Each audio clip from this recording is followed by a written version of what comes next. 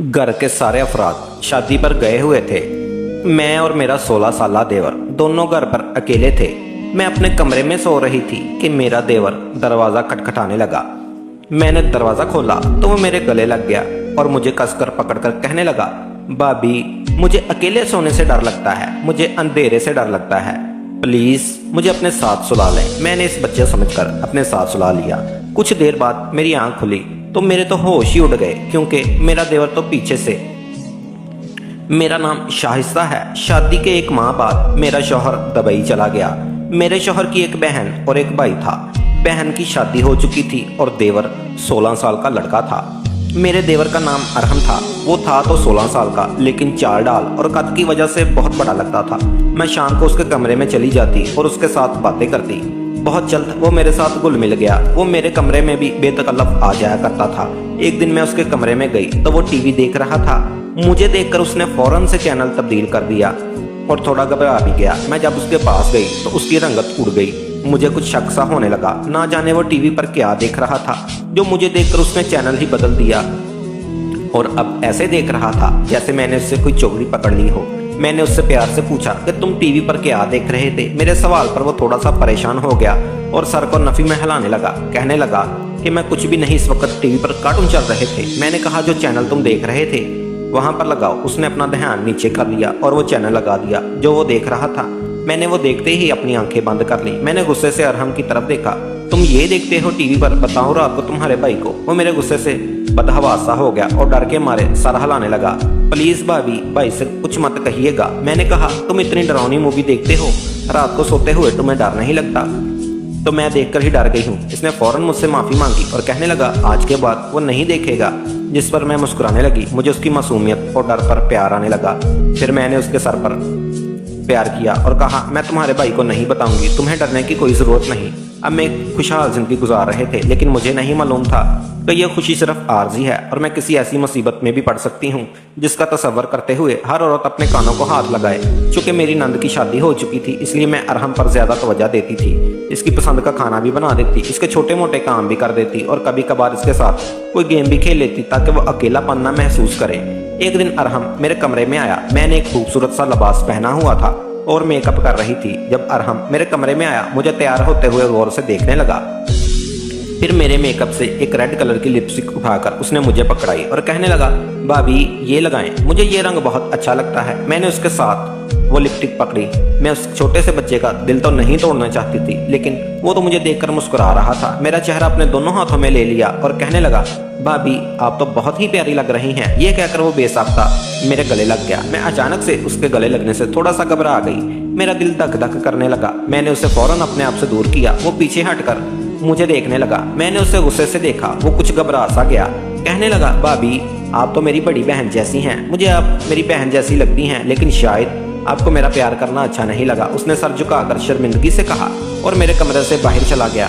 मुझे खौफ सी महसूस होने लगी और मुझे अपनी सोच पर शर्मिंदगी आने लगी कि वो मुझे बड़ी बहन समझकर मेरे गले लग रहा था और मैं कितना गलत सोच रही थी।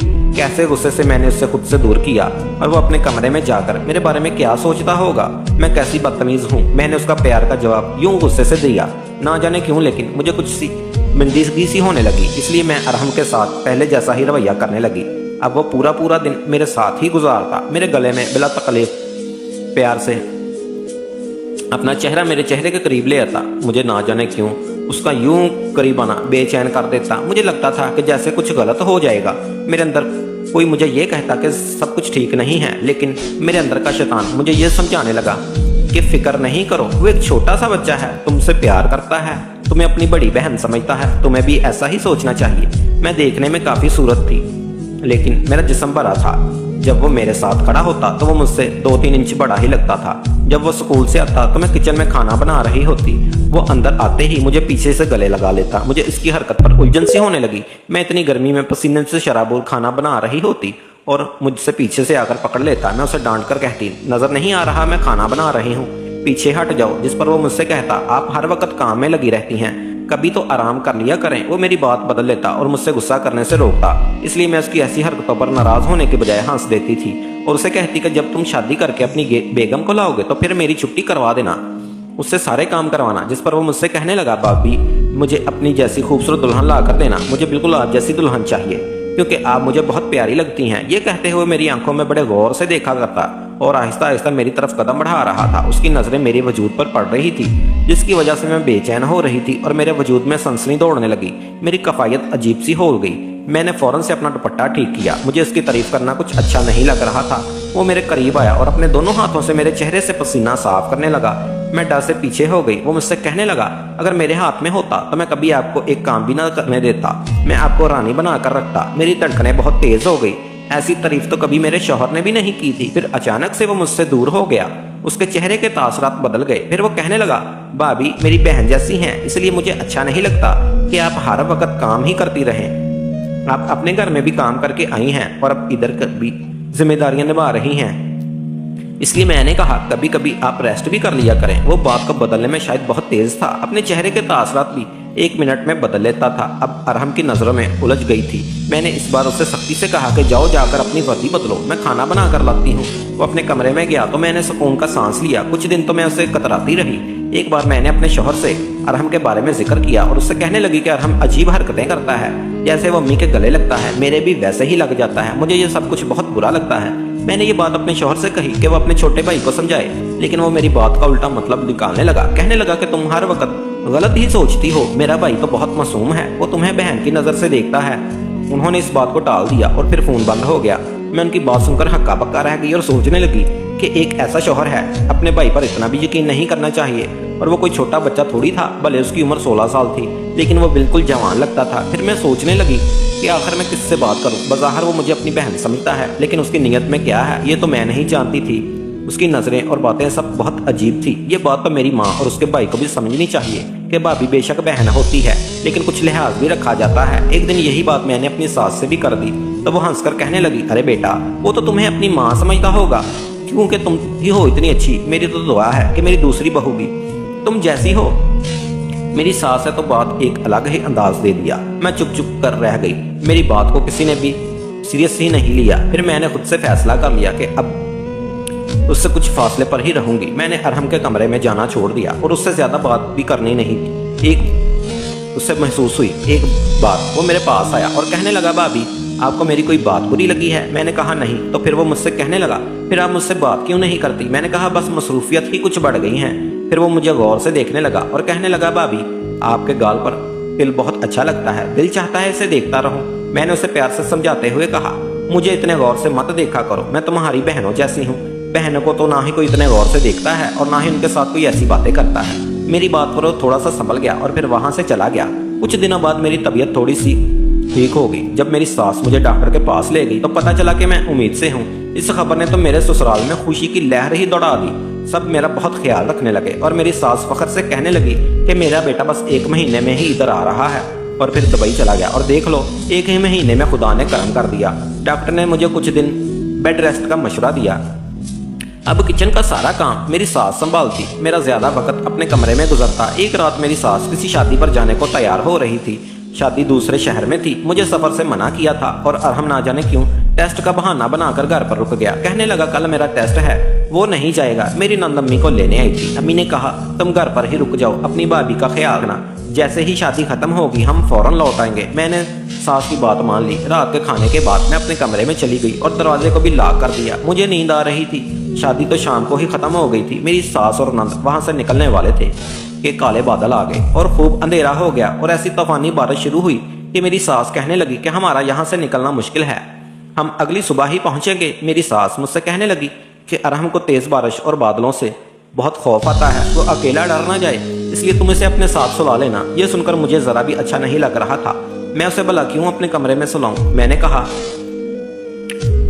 वो इतना छोटा तो नहीं कि वो बारिश से डर जाए। मुझे अपने कमरे में सुलाना मुनासिब नहीं लग रहा। मेरी सास गुस्सा करने लगी और कहने लगी, हर वक्त तुम उससे बड़बड़ा कहती हो, वो भी बच्चा ही है, इसकी सोच बिल्कुल बच्चों जैसी है, ज्यादा बहस करने की कोई जरूरत नहीं है और चुपचाप इसे अपने कमरे में सुला लो। मेरी सास ने फोन बंद कर दिया, लेकिन मैंने अरहम को अपने कमरे में नहीं बुलाया और मैं वहीं पर लेटकर सो गई।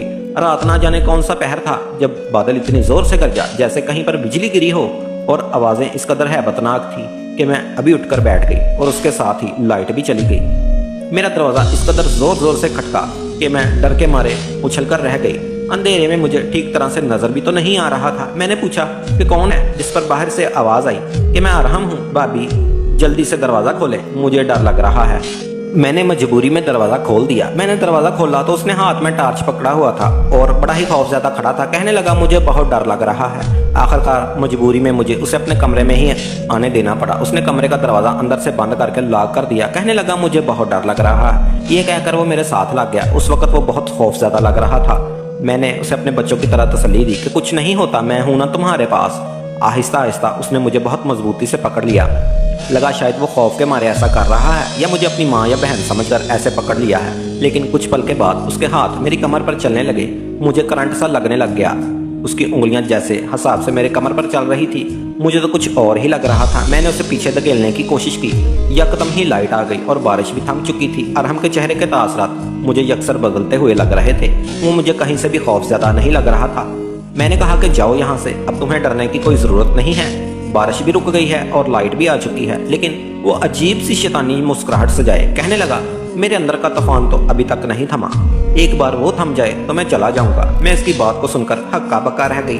वो कहीं से भी मुझे 16 साल बच्चा नहीं लग रहा था। उसकी बातें, उसकी नजरें कुछ बकना नहीं थी। वो मेरे करीब आने लगा।